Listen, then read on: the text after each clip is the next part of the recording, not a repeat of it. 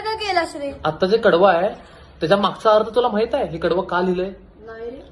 तर 1972 साली महाराष्ट्रामध्ये भीषण दुष्काळ पडला होता. अक्षरशः उपासमारीची वेळ आली होती. मग लोक काय खात होते? तर सुकडी नावाचा लाल गहू भारतानं आयात केला होता. तो गहू अमेरिकेमध्ये जनावरांना खायला घालायचे. आणि आपण गणपती बाप्पांना तर तांदळाच्या मोदकाचा निवेद दाखवतोय. तर या गाण्यातून आपण गणपती बाप्पांना असं सांगतोय की तुला मी तांदळाच्या मोदकाचा निवेद आज दाखवू शकत नाही.